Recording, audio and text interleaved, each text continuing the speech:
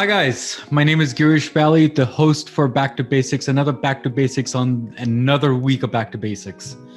So guys, we have a guest today and I've met him on Clubhouse. Now, people must be wondering, what is Clubhouse? Clubhouse is like another virtual conference room. That's like talking to a lot of people around the world.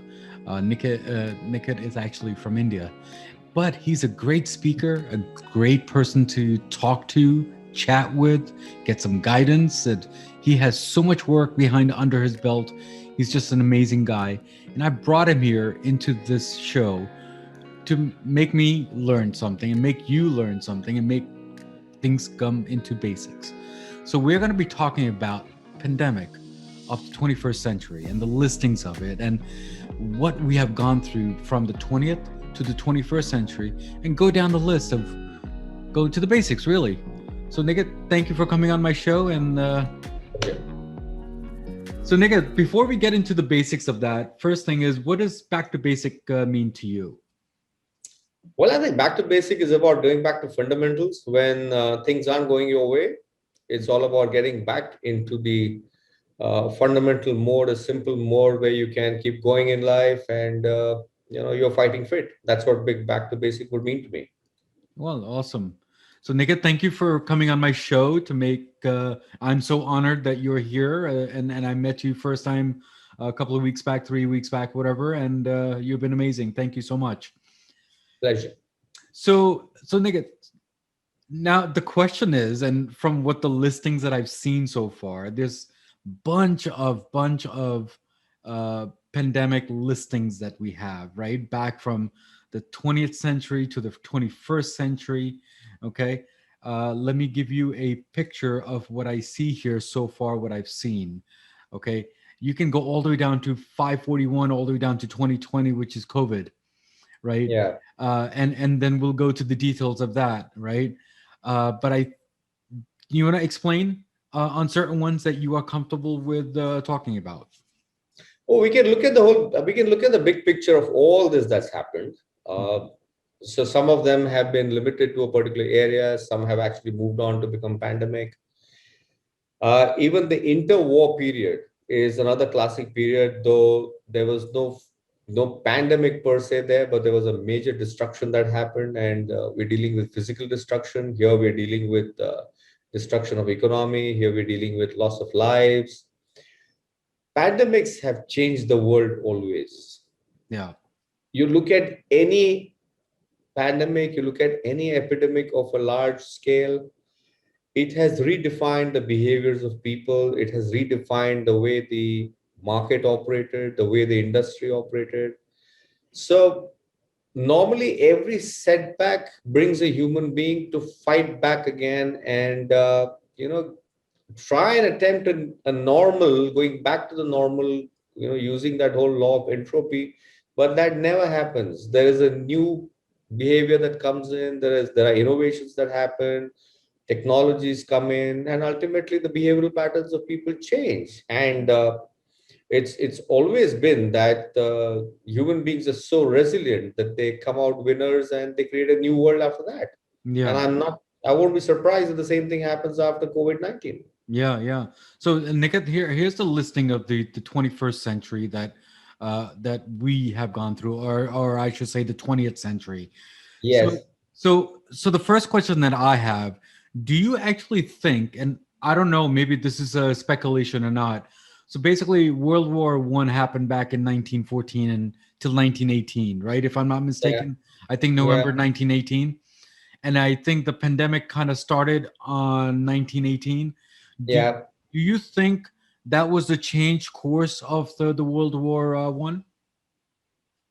Well, yes, that was one of the reasons why the course changed. But ultimately, during the interwar period, also what happened is people started realizing that I mean, Spanish flu was a double whammy for sure. So Yeah, people started realizing that wars aren't worth it, and too many lives are getting lost. On top of that, the Spanish influenza really took a massive toll in terms of number of people. In fact, if you see the number that you have listed here, number of deaths that happened because of the Spanish flu are 20 to 40 million. yeah, So it does I mean, so many deaths normally put people into a thinking mode. Where are we going? What are we doing?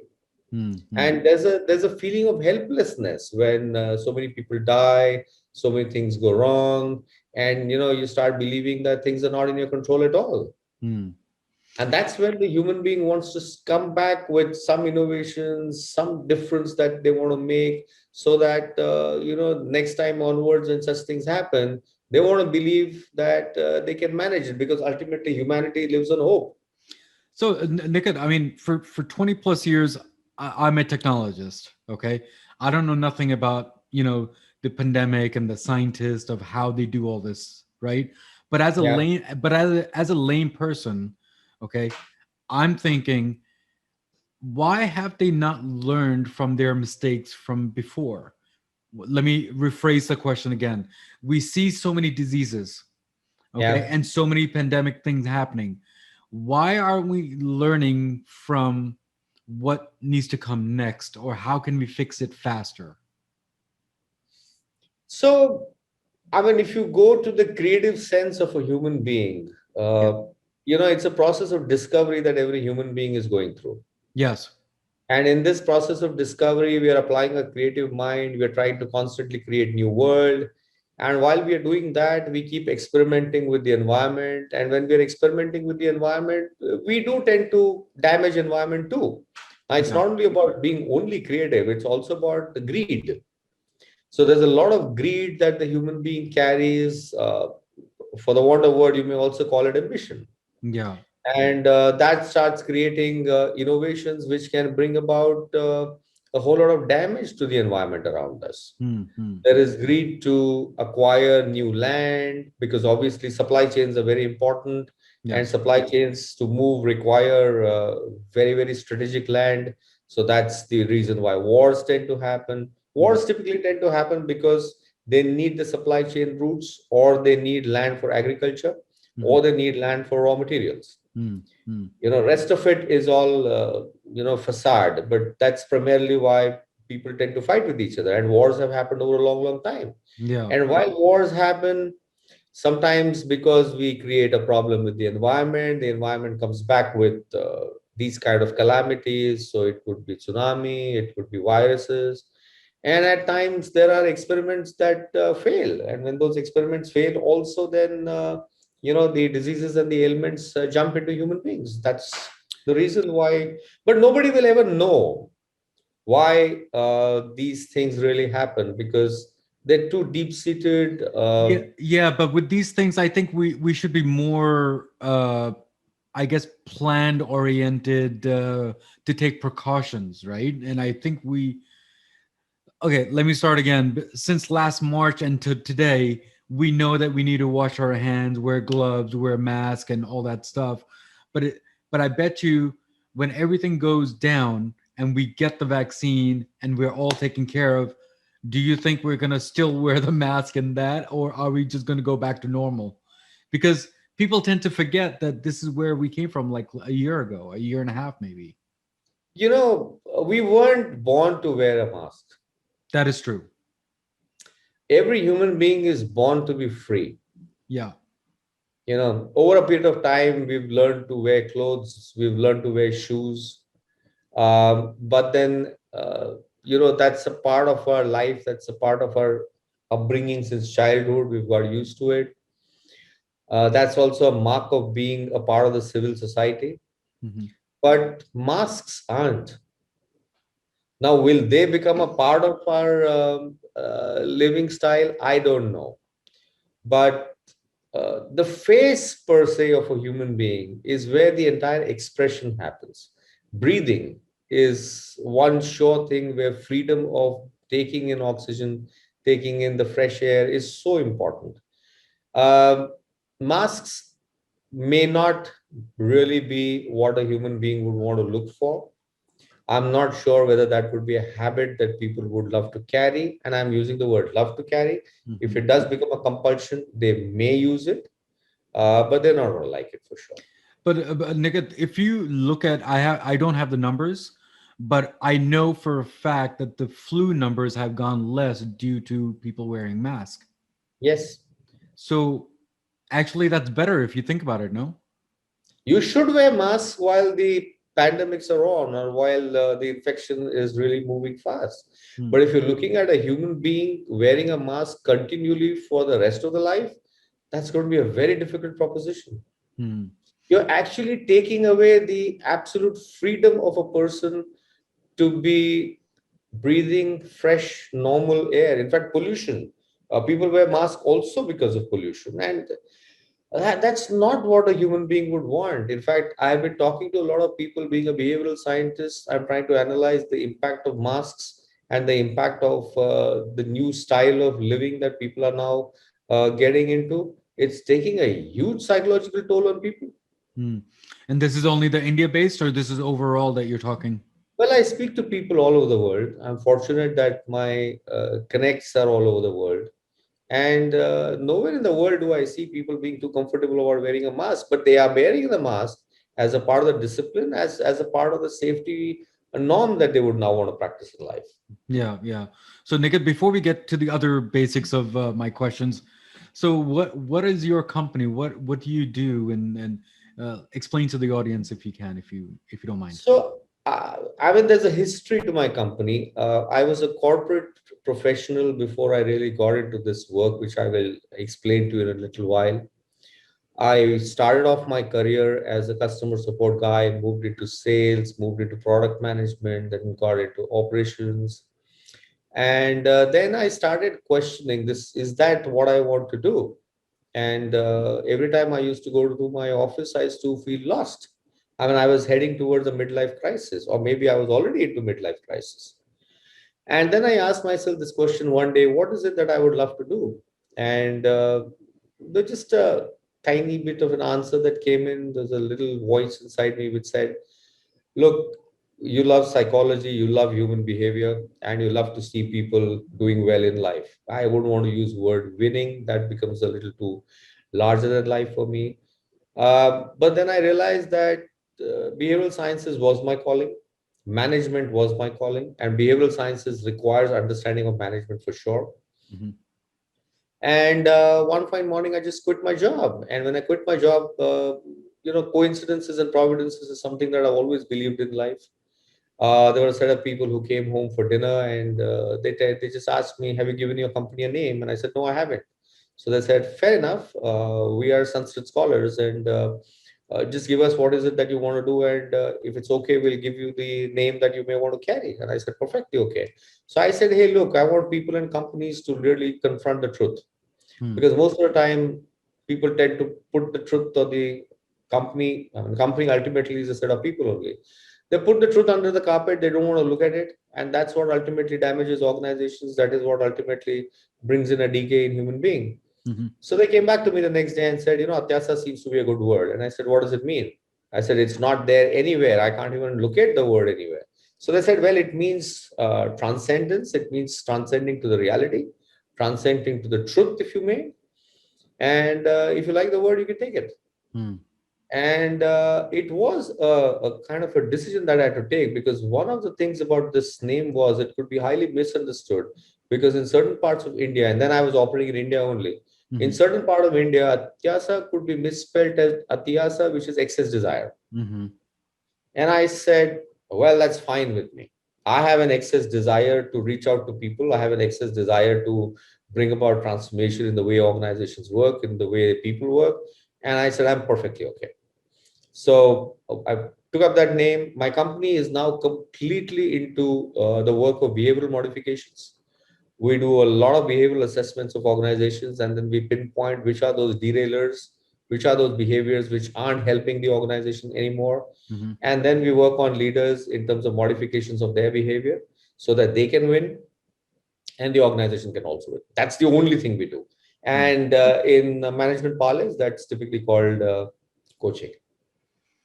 So you're into life coaching. So you never really thought you would be doing that, right? You actually thought you were going to be an engineer or customer service guy, a sales guy, and it seems like your inner calling was being talking to people and having public relations. Otherwise, you and I would never met. Yeah, you're right. Interestingly, when I was in college and when I was passing out of my engineering college, my dream was to create a automotive company Okay. which would run a vehicle Hmm. without fossil fuels. Okay. This was my thought. Okay, it started off with the thought that I must design cars, and I'm very passionate about cars, to design cars which may not have carburetors and anything to do with fuel. Hmm. And my professors in the college used to always tell me that anything, any equipment that came into the college, I used to always question it. I used to tell them that this is not going to be tomorrow. This is just about today. So I remember for the first time then, the personal computer came into our labs, and while we were being shown as students how to work on the computers, I said, the keyboard is not required. It won't be there for a long time. And my professors used to look at me and say, I mean, what are you up to? And I said, well, I don't know, but that's what I feel.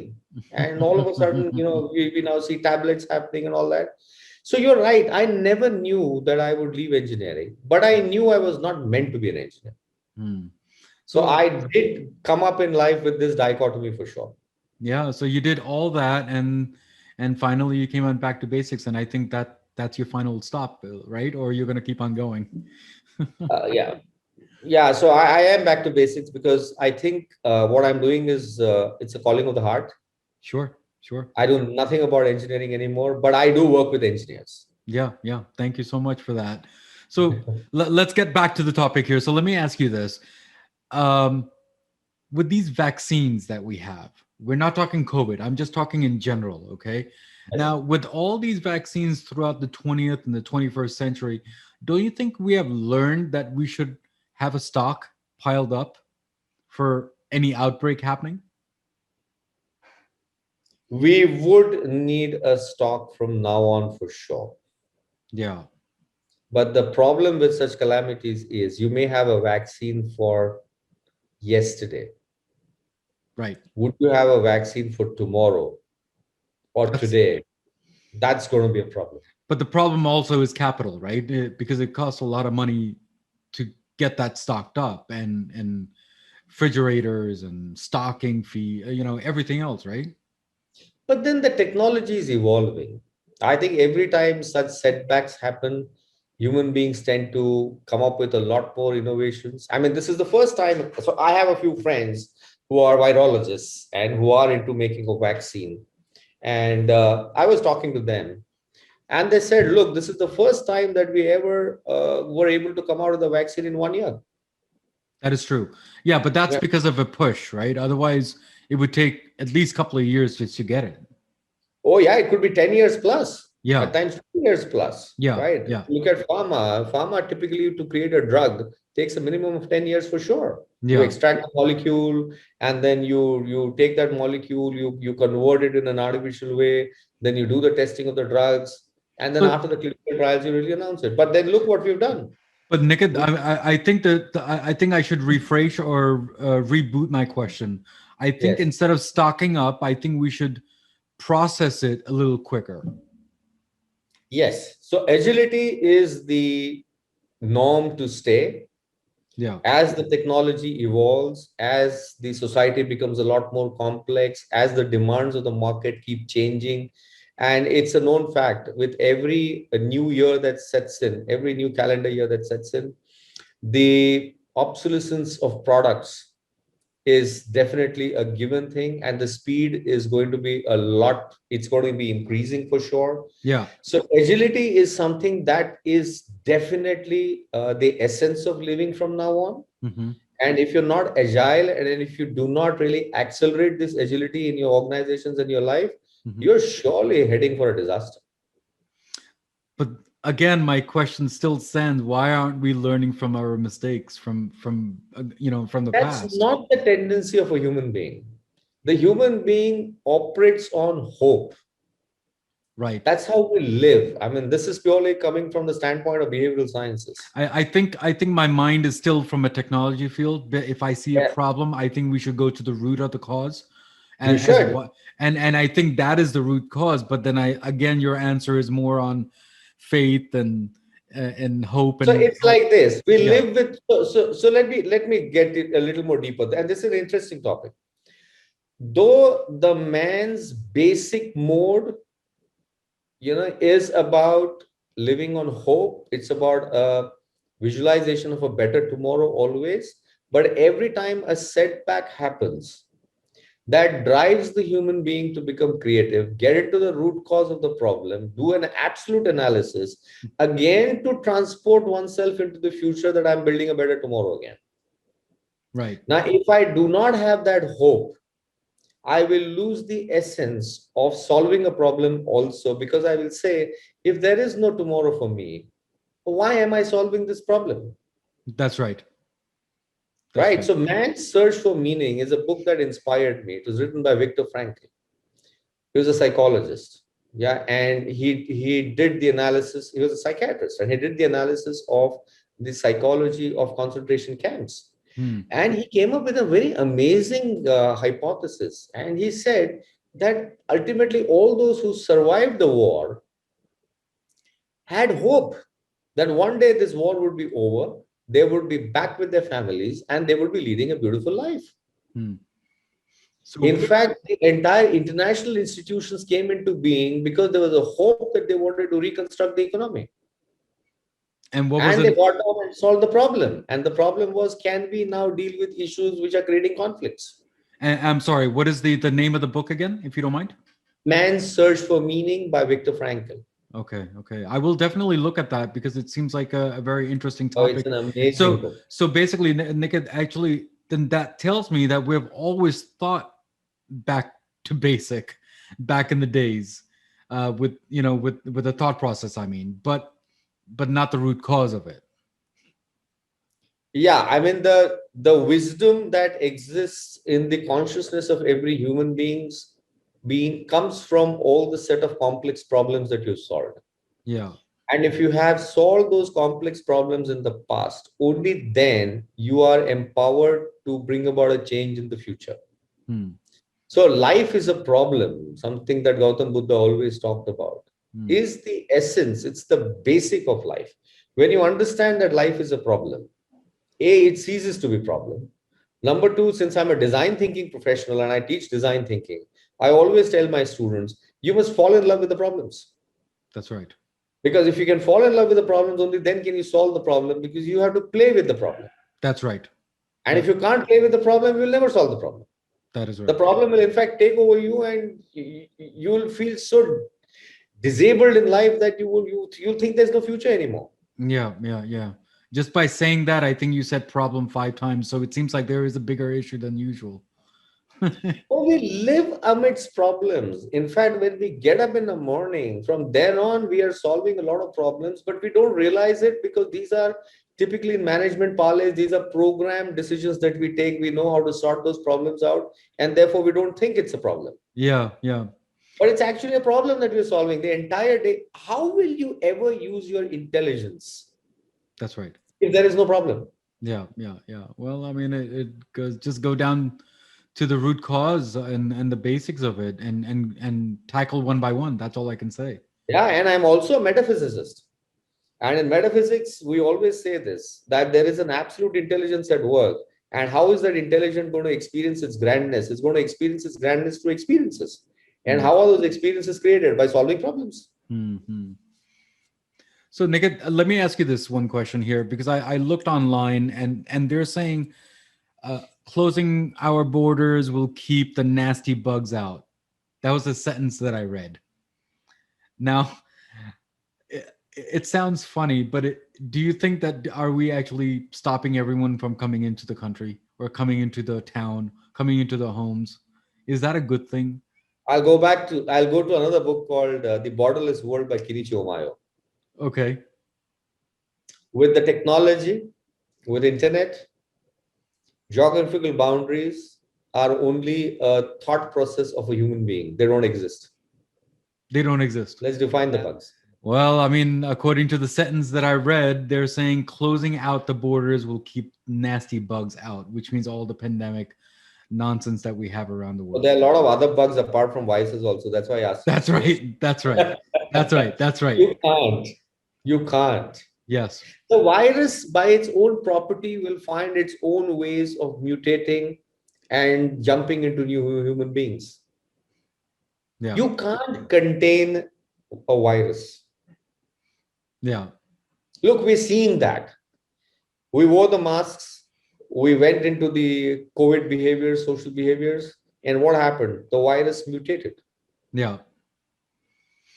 So, right? And yeah. that's the basic tendency of the virus. Hmm. So, Niket, I mean, right now it has been almost a year and a half that we've been on lockdown. Okay. Now, while we were trying to search for what movies that we wanted to see online, I don't remember, don't quote me on it, but I know it's on there somewhere, right? It's on Amazon Prime or Netflix. I think it's on Amazon. It's called Songbird. Okay. And I said, okay, it sounds interesting because that's a weird name to have a movie, right? So when we Hmm. looked at the trailer and the ad for that movie, guess what it was? It was Hmm. COVID 29 locked down for 4 years. Hmm. So that's a different world altogether. So It we're is. already thinking ahead that there's no going to be any fix. So Well, a lot of times what you see in fiction does convert into reality, that's right. right? But if a human being realizes that it's going to be a 4 years lockdown, the human being is going to innovate faster and further. And, you know, the human being is resilient. They're going to bounce back. Yeah. Yeah. All Yeah. right. Now, if the hypothesis is 4 years, so be it. But if you think that in 4 years a human being is going to give up, a lot of them would, but the critical minority would not. Yeah. The critical minority will always fight back and they will ensure that the 4 years also become okay. Hmm. I really hope so. Because from a human mental issues are coming up very drastically, and I'm not talking adults, I'm talking kids. I'm more concerned about the kids. Well, Adults, the kids I think conversation, that I think yeah. from the adults point of view, I think we can handle it. We'll take some deep breaths, we'll watch a movie, we'll talk to someone on the phone or FaceTime. But for kids, they're very fragile, they're still learning. Yes, the kids have lost the golden moments of their time, Yeah. sure enough. But the tendency of a human being to bounce back That's right. is unparalleled. Yeah. Look, you and me have also been through setbacks in our life, Hmm. in our childhood. Hmm. In fact, in behavioral sciences, we say the tougher the childhood you've had, maybe that makes a fighter out of you. Hmm. If you've been through softer lives, it may not make a fighter out of you, Hmm. right? Time will tell what would happen to these kids. But I think the trauma per se that the kids would be going through with whatever is happening right now may induce a lot of creative thought processes in them. And they may, who knows, they may just come out with this whole idea that, well, we lost these 2 years or whatever in our life. And can we deal with the 4 years that you're talking about? And maybe they could deal with those 4 years much more effectively. Yeah. Yeah. Yeah. Maybe, who Yeah. knows? Yeah. But Niket, one last question, if you don't mind. So regarding this pandemic that we're going through and the Yeah. news that we hear, do you think the media has done such a facade out of this whole entire thing, or it is supposed to be the way it is? Well, we live in a world which is highly commoditized. It's a consumer world. Advertising is a part of an important part of any business. That's right. News has to sell. If That's the right. news has to sell, the sensation has to be there. Also, every human being ultimately wants to leave a footprint all over the world. Now, how do you create that footprint? By people getting to know you. You will always have two sides to every story. There will be journalists, there will be news anchors who will come up with the real news. Yeah. There will be people who would want to earn the fast buck, shoot into fame as fast as possible, and they would sensationalize the news. I say this with confidence because I do train journalists. Mm-hmm. Okay. Uh, Ambition is a part of every human being. How you use that ambition is up to you. Because if you are not using sensationalization in life, then your ambition would take a longer time But if you sensationalize news, you get instant gratification, you get to know people, and people get to know you. But I think the truth has an uncanny habit of surfacing itself always. That's right. And what happens is the exact reality of the world comes out in open. And I always tell people that if you want to protect your credibility Mm-hmm. in the world that we live in, where information moves very fast, Mm-hmm. if you really want to protect your credibility, be authentic, be in integrity. That's You right. may not get instant results, but you will get permanent results. Unfortunately, not many people believe in that. They want to make the best possible opportunity out of a situation that arises. Mm-hmm. And therefore, sensationalization of news becomes a part of it, and the advertising revenues go up. I Yeah, mean, let's yeah, face it, yeah, yeah. it's business. It is business, right? But Niket, I mean, with this lockdown and standstill, I should say, I think that's the word I should be using instead of lockdown. The standstill that we have, not going anywhere. It seems Yeah. like we have seen a lot of a lot of depression, a lot of deaths around us. We don't know that if this was a normal thing throughout the year, or are we seeing it more often because we're just sitting at home? So, Depression has to be fought back. yeah. Now, how do you fight back depression? I again go back to basics. Gautam Buddha said you have to work on your behaviors. I think he was one of the best behavioral scientists that ever happened, right? Yeah. And we are still, in fact, behavioral scientists still use his norms and his rules. Mm-hmm. Now, how do you fight depression? One is to understand which are those behaviors that aren't serving us anymore. Mm-hmm. Number two, knowledge is power. If you have the knowledge and if you are on a constant learning path, you don't need to be depressed. Mm. Depression is an emotion, it's a state of mind where we believe there is no hope, there is no future. Mm. And if you want to look at hope and if you want to be a perpetual optimist, that is only possible when you have solved enough problems in life and then you also have have the knowledge and you're willing to change. Yeah, yeah. It's a very interesting story. I was at Ladakh once. Mm-hmm. I had taken a group of very senior leaders to conduct an outbound workshop. Mm-hmm. And we went to the heights there, and there were soldiers there. And I had set up a kind of a situation where I wanted to teach them what customer care is all about and how do you connect with customers. So we went there, we distributed sweets, and we unfolded the flag. There was a major patriotic feeling that happened there. And then we got chatting with the soldiers there. And one of the soldiers said that he was in the desert just about a week ago. And here we were getting into acclimatization of these senior people, and we were giving them the Dimox for really so that their body could cope up with the altitude and not really get messed up. And this soldier was telling us, human body is so amazing that it can adapt itself anywhere. Yeah. And I said, how do you do that? He said, well, you just have to think that you can adapt yourself. That's it. Now, Mm. the fellow is coming from a desert to these heights Mm. where oxygen levels also can be a big problem for human beings. Yeah. And he just believes that he can adapt himself and he adapts himself. Mm. Mm. Now, how does he do that? He does that because of his training. Yeah. He has the knowledge to do that. He knows how his body functions. Yeah. And here we were, a set of corporate people who were struggling for nearly 2 to 3 days to acclimatize ourselves. That's right. That's right. Yeah. So a human being has the capacity to fight back. But I go back again to basic that the knowledge is very, very critical. And unfortunately, human beings stop learning too early in time. That's, I think so. I think right soon as they get a job or something and then they said, okay, they're done. Or when they, Yeah. And what they or, do is their or, salary then becomes correlated to the wisdom and the knowledge, but that's not true. yeah, I mean, right after college, right after work, then they said, okay, they're done. Or when they retire, then they're done. But actually, if you think about it, throughout the years of your life till you die, you learn every day. You should learn every day. You have to read. Yeah.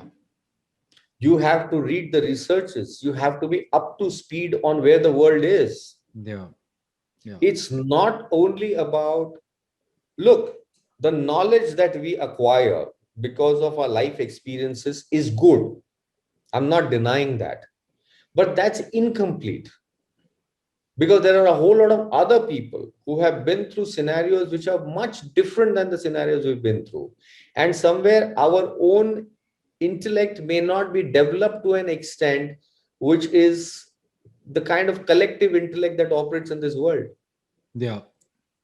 To sustain the life in 21st century with the way the knowledge is evolving, I mean, somewhere I read up that every 3 days the information on internet is doubling in certain segments. That's right. If that's the way the situation is, can you imagine a human being is running the risk of being outdated in 3 days?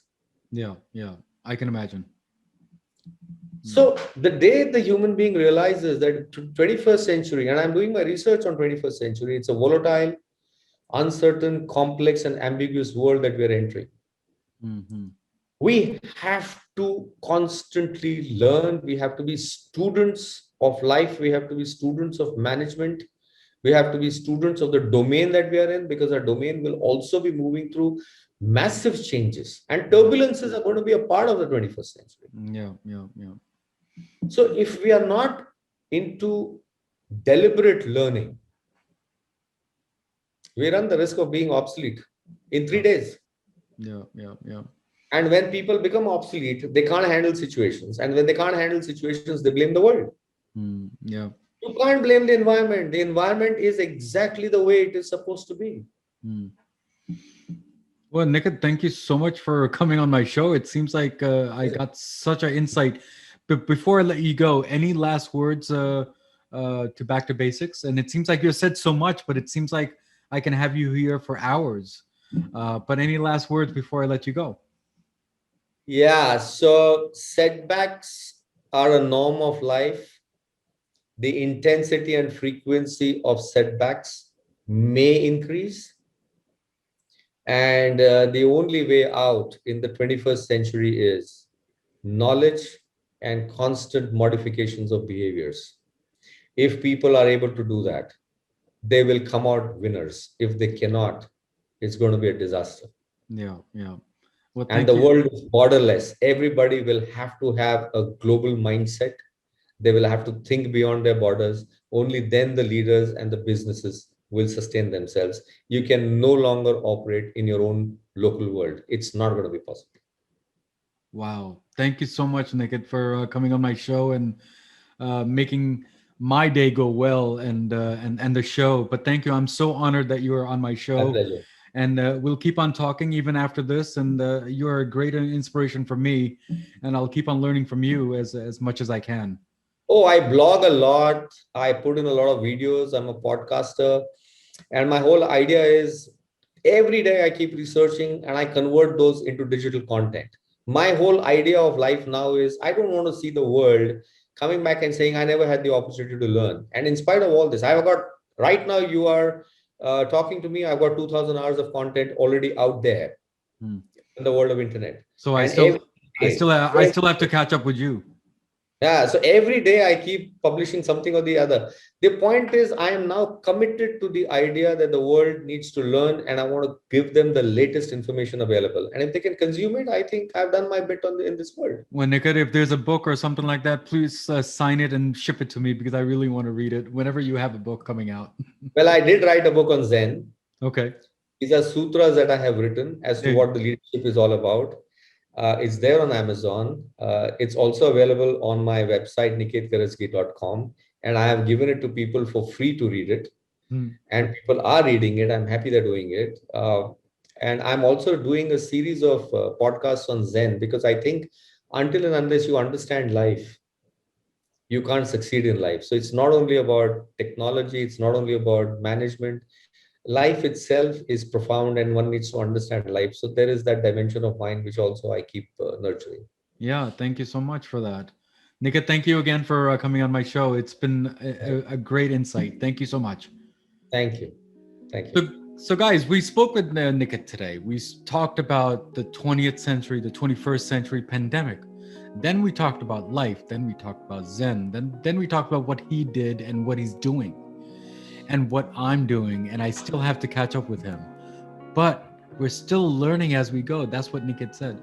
And guys, I usually At the end of the episode, I usually give a quote at the end of the episode.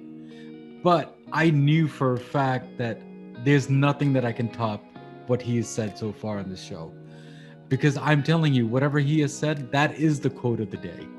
You have to learn. You keep on learning throughout the life. But I'll tell you one thing, there is a sentence that I do want to say, that things going on in the world right now is very tough. I wanna wish everyone a God bless to everybody. Whoever is doing, just buckle up and stay strong and keep on smiling. There will be a light at the end of the tunnel for sure. So, guys, at the end of the episode, what do I always say? Remember, everything in life goes back to basics, and that's what we did today. Guys, take care. God bless. Keep on subscribing, comment. Either way, it will make my show stronger, and I will give quality guests, quality content every week. God bless. Take care. I'll see you next week. Next week's episode on Back to Basics. So, why should you help me today? Does that make sense? Like, for example, if I'm helping an elderly cross the road, the elderly says, "Don't help me because I'm not. You're not going to be there tomorrow." So is that a I don't know. Is that a teaching that we need to teach each other to care on one another, or should we just leave them alone? Well, I think it's actually a much more complicated question than it seems on the surface Okay. because there is this tendency to undermine people, and just because they're elderly